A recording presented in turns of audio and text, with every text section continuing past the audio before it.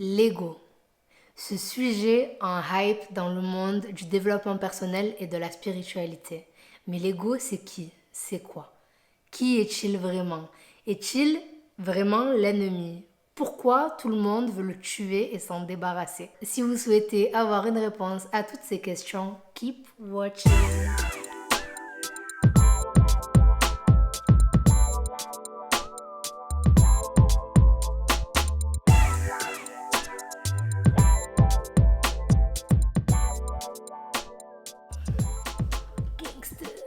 Hello everybody, j'espère que vous allez bien. Bienvenue sur Drissia Thérapie. Si vous me découvrez, welcome. J'ai décidé de créer cette chaîne pour parler de sujets qui me passionnent. Spiritualité, mindset, développement personnel, psychologie, bien-être, tout y passe. Je tenais à vous remercier pour tous vos encouragements, pour vos abonnements, pour vos likes, pour vos commentaires, pour votre soutien, pour le lancement de ma chaîne, et je ne m'attendais pas du tout à tout cet engouement. Un grand merci particulier à Lise de la chaîne Lise à venir d'avoir republié ma chaîne et pour tous tes encouragements et ton soutien. Si tu passes par là, je te fais plein de bisous. Et d'ailleurs, pour les personnes qui me découvrent, si vous souhaitez voir plus de contenu dans ce style, n'hésitez pas à vous abonner. Ok, parenthèse à part. L'ego, c'est quoi? Commençons par le commencement. Étant enfant, dès notre naissance et dès notre plus jeune âge, dès qu'on commence à prendre conscience que nous sommes vivants, que l'on commence vraiment à exister, marcher à quatre pattes, à toucher à tout, pendant notre enfance, nous sommes qui nous sommes vraiment, au fond de nous. On n'a pas peur de s'exprimer, on ose dire oui, on ose dire non, on ose poser des questions, on ose se montrer le visage barbouillé, on ose faire des bêtises. On sort de notre zone de confort, on explore la vie, le monde, on touche à tout. Nous sommes nous-mêmes, nous venons expérimenter la vie telle qu'elle est étant enfant. Il se trouve que dans le monde des adultes, ça dérange énormément. Ce qui va se passer, c'est que les adultes vont alors venir nous restreindre dans notre comportement, dans ce que l'on peut exprimer, dans la manière qu'il faut que nous soyons et de la manière dont il faut se comporter, etc. Du coup, on va mettre en œuvre tout un système de croyances qui va venir nous permettre de nous forger une carapace, de nous forger notre personnalité en grandissant. Et c'est d'ailleurs à la tranche d'âge entre 0 et 7 ans que l'on façonne l'adulte que nous serons plus tard. Donc, en rapport à toutes ces restrictions mises en place par notre monde extérieur, par les figures d'autorité, par les parents, par les adultes, on va venir se restreindre dans qui nous sommes et on va venir se forger une personnalité. Cette personnalité que l'on va continuer à entretenir et à développer en grandissant. Cette personnalité, c'est l'ego. L'ego, c'est moi, je. L'ego nous permet de venir nous créer cette carapace, nous permet de nous protéger du monde extérieur. Elle nous permet de vivre dans l'illusion de qui nous sommes.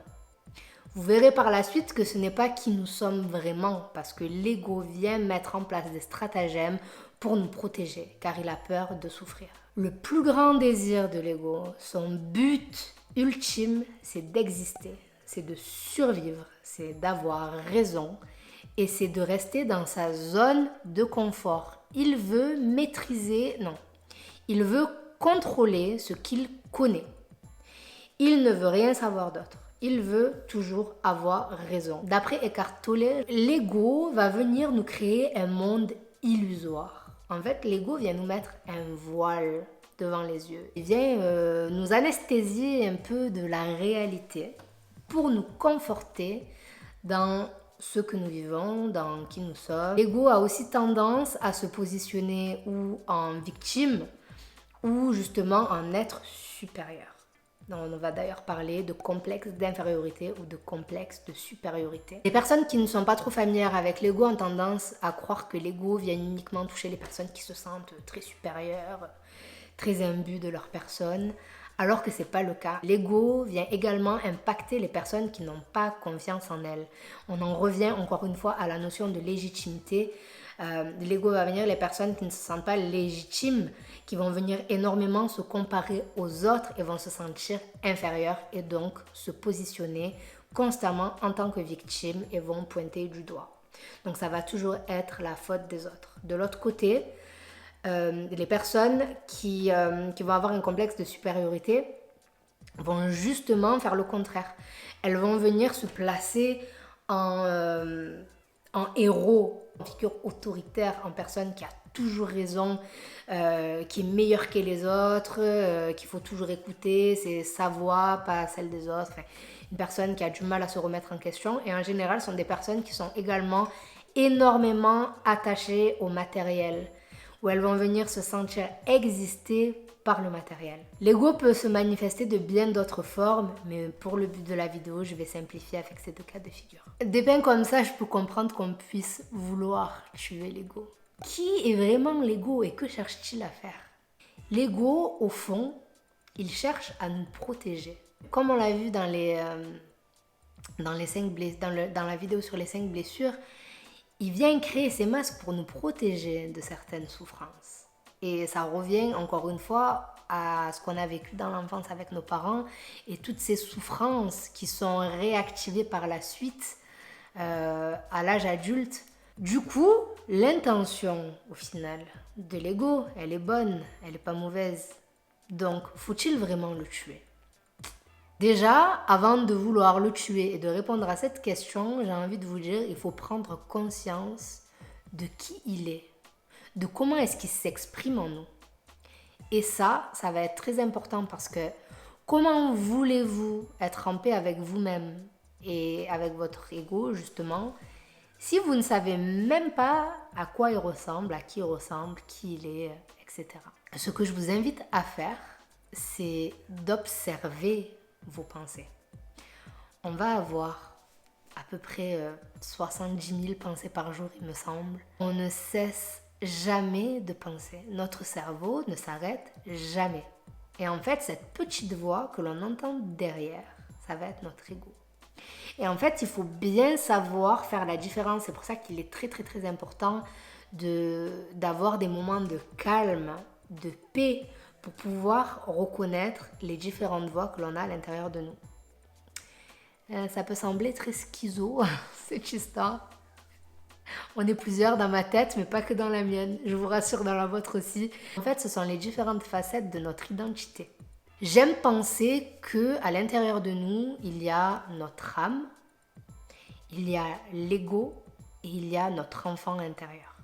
Il y a cette fameuse trinité qui revient souvent en spiritualité, où on va la voir aussi avec le moi, le surmoi et le ça, le conscient, le subconscient et l'inconscient, le corps, l'âme et l'esprit, etc. Je vous ai parlé auparavant dans une de mes autres vidéos de la loi de la polarité. Une chose ne peut exister sans son contraire. La lumière n'existe pas sans l'ombre. La lumière va venir prendre tout son sens dans un environnement qui est obscur.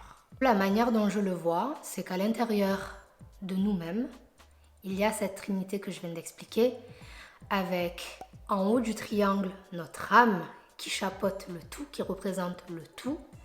De notre côté gauche, il va y avoir la polarité féminine et du côté droit, il va y avoir la polarité masculine. Pour être épanoui et en paix avec soi-même, je vous ai déjà expliqué qu'il est extrêmement important de venir accepter toutes les parts de soi, toutes les facettes de son identité. Alors pourquoi vouloir tuer l'ego ? L'ego fait partie à part entière de qui nous sommes et c'est justement l'essence même de notre identité. L'ego, c'est moi-je. C'est qui je suis, qui je représente et la manière dont les autres me perçoivent. Évidemment, un excès d'ego n'est pas bon. Mais un excès de toute chose n'est pas bon. La vie est une question d'équilibre. Et quand on prend la notion de yin et de yang, c'est justement cet équilibre que l'on cherche à trouver.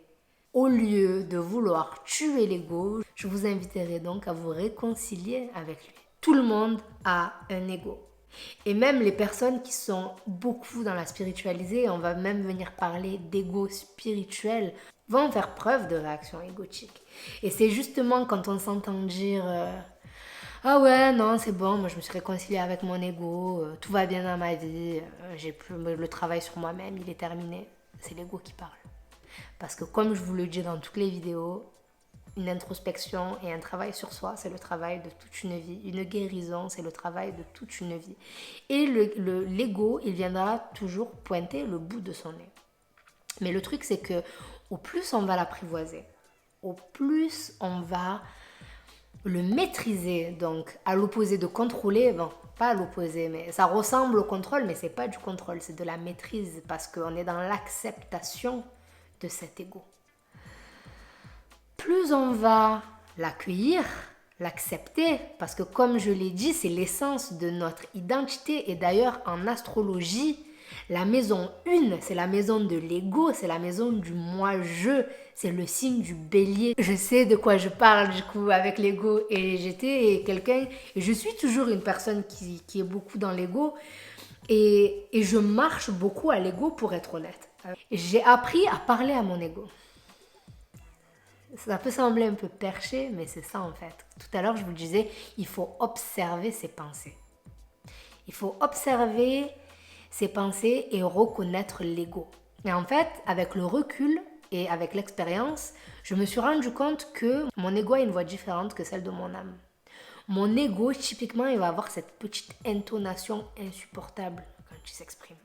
Je sais pas, quelqu'un fait quelque chose, derrière je vais entendre et me dire, moi j'aurais jamais fait ça comme ça. Je vous donne un exemple, mais c'est ça, typiquement, enfin je parle pour moi, hein. Il a cette petite intonation, tu as envie de lui mettre des baffes, tu vois l'ego. Et ça va être dans sa version excessive et malsaine. Et c'est ok, tout le monde a cette facette. On parle de maîtres spirituels, de Bouddha, de Gandhi et tout. Mais croyez pas, eux aussi ils avaient un ego. Eux aussi ils avaient un ego. C'est juste qu'ils sont arrivés à une maîtrise de cet ego. À une acceptation de leur ego comme une facette à part entière de leur personnalité. Et avoir la maîtrise sur son ego, c'est justement réussir à s'en servir, donc se réconcilier avec lui, pour faire appel à cette polarité yang, à cette polarité masculine pour venir se driver dans la vie. Typiquement, en bon bélier, je fonce d'abord, je réfléchis après. Je marche énormément au défi. Et ça, typiquement, c'est quelque chose qui fait partie intrinsèquement de l'ego. Aujourd'hui, je fais appel à mon ego. J'essaye de le maîtriser en lui disant, aujourd'hui, j'ai besoin de toi. Là, tu peux pointer le bout de ton nez. Dans le sport, par exemple, où je vais me dire, où je vais vraiment être dans cette énergie de surpassement de soi, de dépassement de soi, d'être la meilleure version de moi-même, d'accomplir mes meilleures performances, de me surpasser, de me challenger. Et c'est typiquement quand je vais me faire des pep talks. C'est un peu, je sais pas si vous avez vu le film La haine, quand je se parle dans le miroir. C'est ça l'ego. On vient, on se parle, on se challenge. Et je vous disais dans une de mes vidéos précédentes qu'il est important de réussir à venir nourrir nos ambitions, à venir nourrir notre part de lumière avec nos parts d'ombre. Utiliser ces émotions négatives, utiliser cet ego prépondérant en chacun de nous pour venir nous driver, pour venir nous accomplir, pour venir nous définir, pour exister, pour venir s'affirmer, pour s'assumer, pour oser, pour faire preuve de courage et pour tout démonter. Comme je vous l'ai dit, ma voix va prendre, la voix de mon ego va prendre souvent ce ton peut-être un petit peu supérieur ou ce ton un petit peu accusateur. Je sais que ça va être mon ego qui parle. Mon âme, elle va être plus dans la douceur, dans la bienveillance, dans la compassion. Et tellement que des fois, mon ego, il va lui dire, ouais, c'est bon, l'amour toujours, bisounours, on se calme. Et là, je sais que c'est mon ego qui parle. Mais l'amour, c'est bien aussi. Et d'accepter qu'on est les deux, c'est extrêmement important. Et c'est quand on arrive à cette réconciliation entre les deux, quand le masculin vient embrasser le féminin, quand on se réconcilie à l'intérieur de soi, que notre vie commence à changer. elle prend un sens différent. Notre ego est prépondérant quand il est dans la peur. Voyez-le comme un enfant capricieux et apeuré. Mais cet enfant, il a besoin d'un parent. Soyez bienveillant envers vous-même. Soyez votre père et votre mère qui consolent votre propre enfant en même temps. Soyez toutes ces facettes à la fois. Pour se réconcilier avec son ego, il est important de venir reconnaître sa valeur, de travailler l'estime de soi et d'accepter de savoir se montrer vulnérable. On en revient vraiment, je le dis à chaque fois, mais on en revient souvent au même noyau, au même sujet, parce que c'est la base en fait. Et l'estime de soi, c'est the base. Pour résumer cette vidéo, ce que je veux que vous gardiez en tête, la chose la plus importante, c'est qu'il faut réussir à identifier la voix de votre ego. Comment s'exprime-t-il? Quelle voix a-t-il tendance à avoir? Aime-t-il se valoriser ou se dévaloriser? Se sentir supérieur ou se sentir victime? Il aime être accusateur et pointer du doigt, ou il aime être en contrôle, ou il est rigide? C'est des questions qu'il faut se poser. Une fois que l'on réussit à identifier la voix de l'ego, commencez à lui parler. Commencez à lui parler, commencez à le personnifier. Clairement, moi, mon ego, à l'intérieur de moi, je le vois comme, comme une guerrière, comme une Amazone, en mode indigène, tu vois. Qui est votre ego? Qui êtes-vous? Parlez-lui. Dites-lui merci. Merci pour ce que tu fais, merci de me protéger. Je suis consciente que tu as mis en place tous ces stratagèmes pour m'éviter de souffrir. Mais aujourd'hui, je reprends le contrôle. Et merci, je ne compte pas t'effacer, tu fais partie à part entière de moi. Mais aujourd'hui, c'est moi qui maîtrise. C'est moi qui reprends le pouvoir sur ma vie. Et j'ai besoin de toi, cher ego. J'ai besoin de toi. J'ai besoin de ta force, de ton courage. J'ai besoin de ta détermination, de ta persévérance. J'ai besoin que tu m'aides à oser, à briller, à me libérer du regard des autres. J'ai besoin que tu m'aides à me prioriser dans la vie. J'ai besoin que tu sois là. J'ai besoin que tu sois là pour me redonner des gifles quand j'ai envie de tout abandonner. J'ai besoin de toi, cher ego. Mais j'ai besoin de toi quand moi je veux que tu sois là. C'est ça en fait la maîtrise de l'ego. Venir lui parler, se réconcilier avec lui comme vous le feriez avec quelqu'un. Et je comprends, ça peut sembler super perché, super bipolaire. Dans tous les livres que vous lirez de psychologie, sur le développement personnel ou même dans la spiritualité, on vous encourage à vous parler à vous-même. C'est comme ça qu'on se découvre. Qui est votre ego? Faites connaissance avec lui, tel un pote. C'est ça la quête de soi, c'est ça venir se découvrir, c'est ça venir se comprendre, appréhender ses réactions, ses appréhensions, ses peurs et venir mettre en place des choses pour venir contrebalancer ça. Et pour venir aspirer à mieux si on n'est pas satisfait. Et j'ai envie de vous dire que ce soit à 20 ans, à 30 ans, 40 ans, 50 ans, etc., ça change constamment. On ne va pas avoir le même driver dans la vie. On ne va pas aspirer aux mêmes choses selon notre expérience de la vie, selon notre niveau de sagesse. Donc, il est très important à tout âge de venir se questionner sur son ego et de venir se prendre dans les bras avec son ego. Rassembler ses membres familiaux intérieurs, j'ai envie de dire. Je vous ai dit, il faut que vous soyez vous, votre père, votre mère, votre enfant et votre garde du corps. Votre garde du corps étant l'ego. C'est beaucoup. C'est le travail d'une vie. Mais je vous invite vraiment à le faire. Parce que quand on appréhende cette voix, quand on la reconnaît, on a beaucoup plus de facilité à la gérer, à la comprendre et à venir s'introspecter, à venir se dire tiens, pourquoi est-ce que je pense ça? Pourquoi je réagis comme ça là? Ouais, c'est égotique. Et au lieu de venir s'auto-flageller et venir se punir d'avoir des pensées pareilles, et c'est justement quand on a des pensées qui nous mettent inconfortables qu'il faut venir se pencher dessus. Pourquoi est-ce que je pense ça? Ça vient d'où au fond? Et essayer de comprendre, d'avoir des prises de conscience. Et je vous ai dit, l'acceptation, c'est la base de tout. Accepter qu'on puisse avoir certaines pensées, certains comportements, certains schémas et d'essayer de venir les comprendre pour les transformer s'ils ne nous conviennent pas. Pour venir les guérir, pour venir guérir les origines de ces traumas, de ces souffrances. C'est ça qu'il faut faire. Dis mon ego. Vous l'aurez compris, il faut se servir de l'ego à bon escient. Utilisez-le pour driver votre vie. Ne le tuez pas, c'est pas l'ennemi. Il sera votre ennemi à partir du moment où vous le rejetez. Tant que vous êtes dans son acceptation, tant que vous le soutenez, tant que vous faites appel à lui, il est indispensable, l'ego. Et si vous êtes dans le déni, il fera une apparence, quoi qu'il en soit. De manière déguisée, vous en rendrez même pas compte. D'où l'importance de vivre en conscience. Vivez en conscience.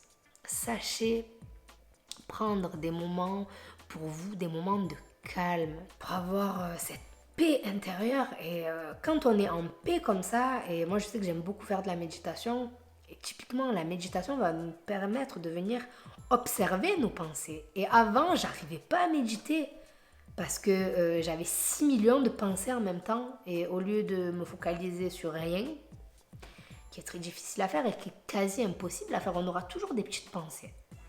Laissez passer ces pensées, c'est le mental, c'est l'ego, les laisser passer comme un nuage. Et se recentrer, réussir à trouver cette paix, et c'est un exercice. Le cerveau, c'est un muscle. Ça se fait pas comme ça se fait grâce à la répétition. Alors aujourd'hui, je vous encourage à vous lancer, à parler à votre ego et à vous réconcilier avec lui. Voilà, du coup, c'est tout pour cette vidéo. Je pense avoir fait le tour de la question de l'ego. J'espère que cette vidéo vous aura plu. Comme à l'habitude, merci énormément du fond du cœur pour votre soutien, pour vos likes, pour vos abonnements. N'hésitez pas à continuer le débat en commentaire, à me faire vos retours, à partager vos critiques, qu'elles soient positives ou négatives, tant qu'elles sont constructives. Et je vous dis à bientôt. Mouah.